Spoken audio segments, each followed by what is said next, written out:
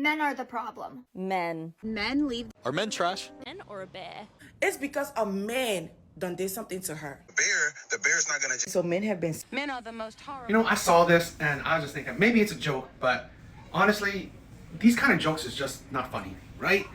Adding laxatives to my husband's tea so he'll be too busy wiping to ask me later.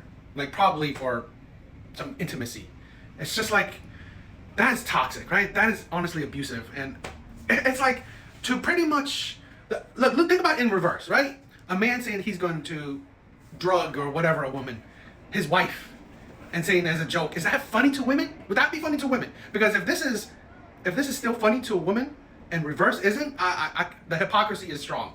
The hypocrisy is strong in you because this is like unbelievable. And to imagine that this is your husband, that you have so much disdain to be around him, so much hate that you don't like the intimacy with him, is absolutely insane to me. Okay, and whether it's a joke or not, it's just really we constantly put this, we constantly have this rhetoric where women hate having sex, having intimacies with their husband going months, maybe even years without any physical contact with their wife is insane to me. Divorce him. If you hate him so much that you need to drug him so you don't have to touch him, is insane, right? Again, maybe a joke, but this is not out of reality, okay? This ain't reality because we hear it constantly. Wives don't wanting to have intimacy with their husband. Fine, you don't have to. No one's forcing you. But why not just divorce the person? I cannot believe whatever reason, like, oh, for the kids. Really? For the kids? Because this is not producing a happy family, right? I mean, I'm pretty sure the happiness is not there. So really, you're not helping the kids. Well, this is the mindset, right? You're not, right? Because obviously you are in an unhappy relationship. An unhappy marriage is not a good sign for the kids. It's not a good reflection for the kids. So really, that's not helpful, okay? What is it? Finances? Be an adult, right? Make your own money. There's really no reason. If you hate your partner so much to do something like this, or not have intimacy with your partners for months, possibly years, you should leave. You should leave. Because when it comes down to this, now you're just toxic, abusive, and just really just unbelievable. I think this is downright disgusting in my opinion. And again, like I said, to think this is a joke, if it was reverse, right? If it was reverse and you still laughed, then fine. It's a joke to you. But in my opinion, whether it's a man or a woman, this ain't funny. This ain't funny. This is borderline abusive in my opinion and very toxic. Not if it's, I don't know if it's legal, but I mean, it's just not cool.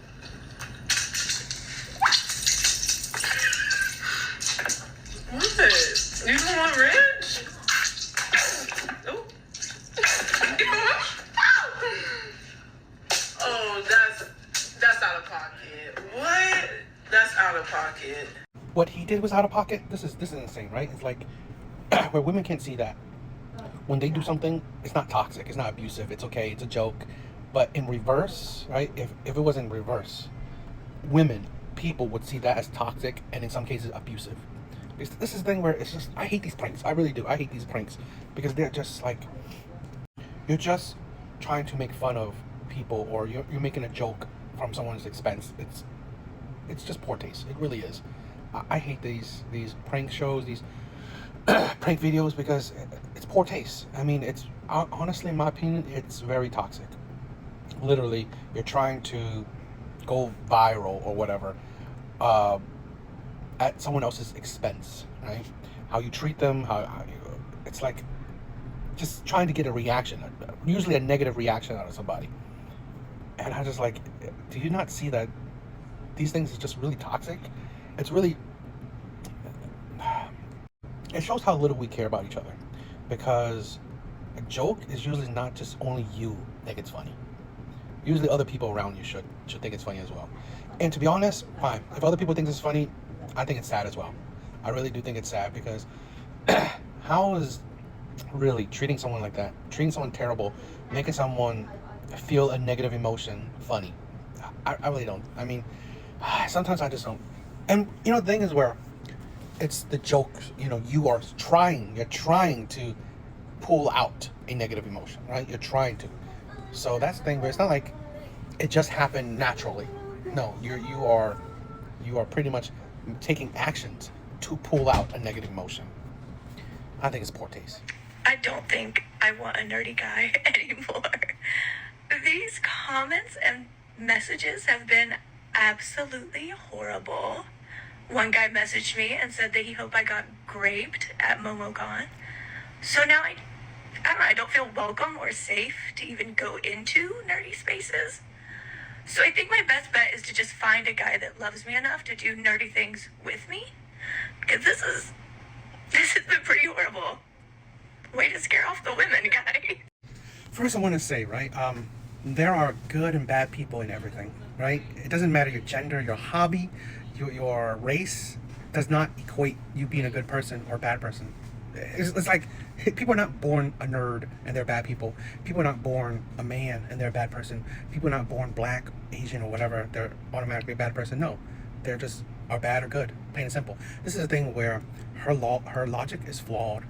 Where, okay, fine, she finds a man that's not into geeky things and just loves her enough to tolerate the geekiness. But what if he treats her bad? So now, not even men that's not into geeky things she's into. It's like the key word is like love you. These are strangers. These are strangers. This is a thing where I find women are so disconnected by reality because women think that our non-geeky guys not toxic. Are non-geeky guys not creepy? It's like, it's not because you're a geek, you're creepy, right? Or terrible or toxic. No, that doesn't, there's good people in everything. There's bad people in everything as well. This is why you gotta disconnect where, oh my God, I had a bad experience with one person or a couple person. Now every person that's related to it is terrible. I swear them off. So essentially, now that you swear off geeky people, guys that aren't geeky, if they treat you bad, do you swear off those guys as well? So then what's left? No guys, which is fine, right? If you want to stay single, childless, and not deal with men ever, okay. But then what? So you deal with women. So what if women treat you bad? So now you swear off women too. So you swear off everybody because the few people that you interact with gave you bad experiences. Now you swear off every single human being. That's great. That's a really great way to go about things. And how about understand that, you know what? These people are toxic, plain and simple. Doesn't mean others are. That's the thing where I should look at the character of a person instead of the superficial connotations of them. They're a geek, they're a man, they're a woman, they're, gay, lesbian, whatever. The superficial things. Instead of, what type of person they are inside, their character, their personality. How about that? Honestly, this is women's failing, right? Well, honestly, this is why I believe a lot of women are single in the dating market because of that ideology. And again, date whoever you want. But this mindset, it's not gonna get you nowhere, in my opinion, right? I'm not telling people who to date. I'm telling you know what? Really think about it critically. This mindset will fail you. How do guys get a girl like me and have her cry every night? Like, how do you manage to be such a dingus, like literally such a douchebag that you have me crying every night over stupid shit? Like, why are guys like this? Like, genuinely. Like, I'm over here giving chances to people who ain't my type. And for what? And for literally fucking what? Like, let me know. Guys, how many guys are women dating? Right? When women kind of say men, guys, like multiple, how many men are you dating right now? Are women not dating one man? Or are they actually with multiple men? So if you're with multiple men, then you can see the reason why you are suffering. And this is the foolishness of it. You picked him, right? You picked him. It's like, what? You pick these multiple men that treat you terribly. That has to say that, you know what? You are poor judge in character. Okay? You can't pick them. You're terrible at it. And also, what makes you so special? You said picking you as like, why? What? Like, they're fumbling the bag. They're fumbling you. What? It's like, okay, what? It's just because you look nice, you look good. That's why you're so special. I mean, here's the thing where women can understand that supposedly not their type, but I'm pretty sure these men are, probably have more than just one woman or have options, more options than just one, right? So really, you're not necessarily picking the bottom of the barrel men, okay? So this is the thing, like, it's ego, right? Where a lot of women don't realize that to the men that they want, right, they don't bring a lot to the table, right? They don't provide enough for these men that are different than, let's say, other women that they can get. So really, these men will treat you bad because you're nothing special to these men that you, as a woman, is attracted to. That's the thing what women can't understand. You are attracted to these men. These are the men you picked. The men you picked, they don't value you, okay? They don't treasure you. They don't think you're anything special. And probably you're not. You're probably not that special. You know, you probably don't give much to him besides maybe the box, right? So these men don't value you.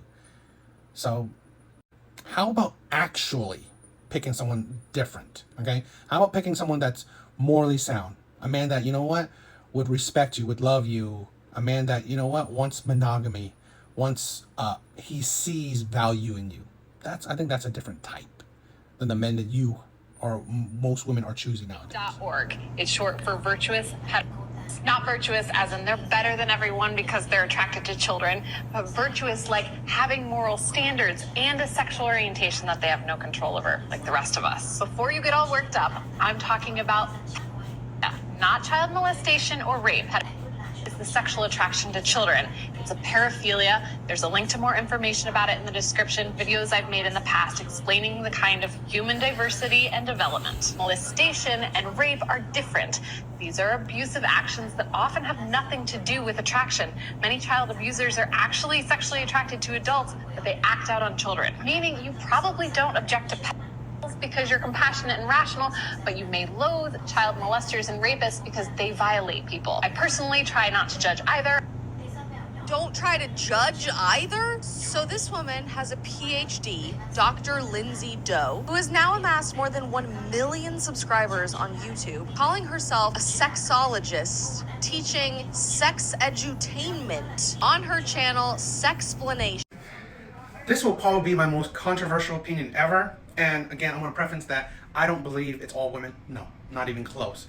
But I believe it's women that are the root of the problem. Women in modern day culture, in modern day society, women are the root of, in my opinion, most of the shittiness, the root, right? The root problem of pretty much all the shittiness we have in culture right now, right? This is the people you push, right? Those type of characters. Okay, then you have men that are in women's spaces. The whole thing, in my opinion, the destruction of the dating market, right? The changing of feminism to not equality but domination over men. The divide between men and women. Pushing men to be in women's sports, women's spaces. It's just honestly. This is the thing, right? I personally believe, and like I said, not all women, not even the majority of women, I'm not saying that, but if you think of practically any problem, you can trace it to being a woman, right? To being women that pushes that problem, right? That created that problem in general. Again, I'm not saying all women, but I see, it's just, you name it, right? The idea to soften, right? Soften or make it acceptable of being attracted to, is led by women, right? It's led by women.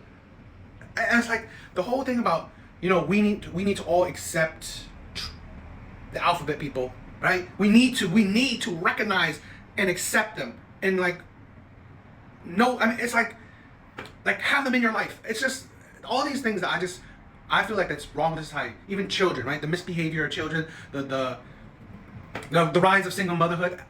I name it. In my personal opinion, right? You name a problem in modern day society, you can trace it and link it to women. Pushing it, creating it, advocating for it.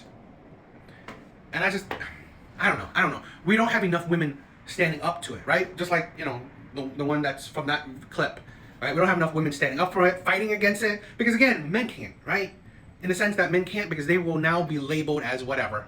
This is the thing where now men are scared to be labeled anything bad, right? Men are because honestly, I think women rule the world or rule social society more than people think. So a lot of men are afraid to speak out, and that's the thing. I don't know. I think this is disgusting and just tiring. I just say that there's not enough good women that are willing to speak out against the toxic women out there. But Oh, Isis, what do you bring to the table? What do you bring to the table as a woman? A warm but JJ. I've seen a few of her videos, right? It came across my For You page a few times, and it's like she's a very emotionally unstable woman, right? And if that's her mentality, no wonder why she's still single. But this is a bigger story, a bigger talking point where I believe a lot of women think like that, right? All they bring is their body. And then they're so surprised that men only care about their body. They themselves objectify themselves, and yet they are surprised men would objectify them. When all you bring to your table is your looks, your youth, your rigid AJ, that's all men care about then.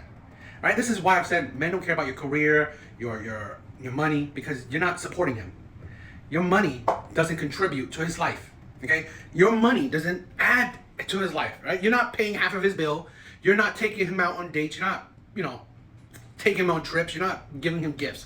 That's why women can't understand. Why don't men care about my money, my career, my job? Because essentially you still, even though you make as much as you make, you still want a man to make equal or more. Because usually you don't want to help the man financially. You don't want to support the man financially, which is fine. But that shows you, that has to tell you that men don't care. Now, it's cool that you have a job that hopefully you're not going to leech off of him, but women still expect you to pay for the dates, expect you to contribute to her lifestyle, right? And spoil her. So really, even if they might make as much as they make, they still expect men's money. So at the end of the day, that's why men don't care about your money. Men know that the only benefit they get from you is really your body. Okay? And a lot of women, personality, they're unstable, they're hard to deal with, they're chaotic, they're annoying. It's just like they're they don't have the same hobbies or whatever. So personality wise, it's but really the only, a lot of times, right? And I've dated women where, I love their personality. So I'm not talking about all women, but in general, a lot of women really, all they bring is their body. So that's why you cannot expect men just value you on your body, on your looks, because again, it's very all you bring is surface level things, right? The things that women say that I cook, clean, but really, most women nowadays, they expect men to contribute to the household, contribute to the child care. So really, 50-50 everything, what do you bring? You really don't. It's like you're not making his life better, okay? Essentially, you want him to make your life better, but in turn, you expect, you're not doing much for him, besides giving him a warm vajayjay. I've had girlfriends tell me, like, oh my God, no, he's great, this and that, like, but I can't do a short king. So you're telling me you found a guy that's, like, not bad looking, has a great job with benefits, like, financially stable, comes from a great family, and you can't do it because his legs aren't long enough? Like, you bitches are out of your minds. This is the thing where I just did a video of a woman saying women don't care that men are short. They only care that the insecurities of men thinking they're short. Right? This is the thing where it shows you that women are just delusional to a reality around them, right? Or they make up how they want to see reality. Women do care. Like, women do. Okay? And men are just not born with the insecurity of being short. No, it's developed. It's people treat them as such, right? Treat them less than. Even though, like this woman said, he could have everything. He's just short. And then women think that men don't just have insecurities. No, because it's women they've dealt with, treated them, or developed those insecurities they have, right? Being short, having less money, not efficient looks, all those things, okay? It's the people they date, or usually the people around them, create those insecurities in them. And this is the thing where I always think that women know these things, and yet they say a lot of things to counteract it. Like, seriously, you know that women put men down if they're short, or don't want to date them because they're short, not because of the insecurities about it. No.